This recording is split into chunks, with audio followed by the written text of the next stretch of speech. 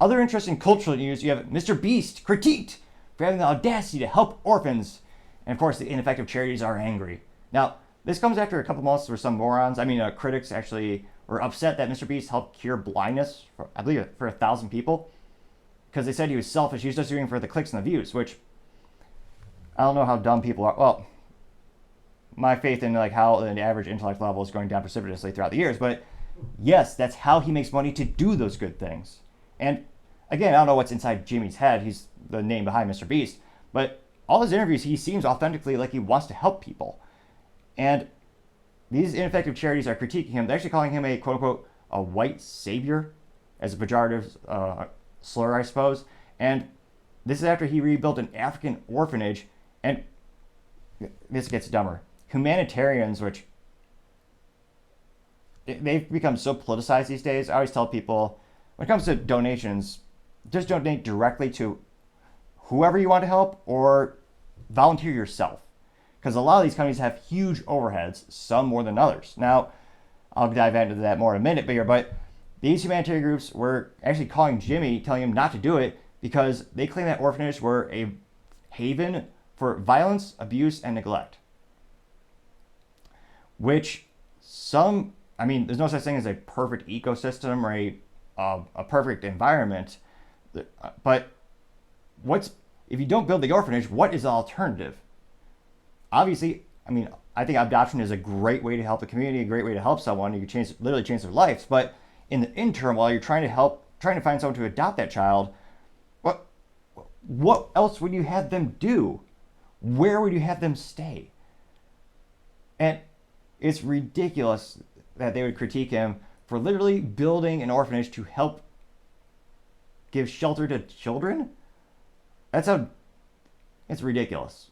And a lot of these humanitarians and charities, a lot of them, they just want you to donate directly, which, again, there are many websites that critique charities. They actually analyze not 10K, that's I'm thinking of like an ExxonMobil type of company, but if it's a 501c3, which is a nonprofit in the United States, they have to file all their paperwork, and you can actually break down their cost structures to see where are these costs going. It's kind of the point where some charities, if you give $1, only 1 penny goes to the thing you're trying to solve, which is also known as dog crap. That's so ineffective, it could almost be worse than the government, which is saying something, as I critique the government because they seem to do very, very little on the left and the right. But I can't imagine some of these charities, you actually donate $1 and only a penny goes to the thing you're trying to help. Which, of course, these humanities, they would love to get the cash from Mr. Beast, but that doesn't help him build the channel and doesn't help them directly help the people who need the help. So, of course, you have the same cliche people saying, oh, he's just building this orphanage to actually, for the clicks, for the views. Obviously, that's how he has the capital to do these things. And in this instance, I almost think he lost money.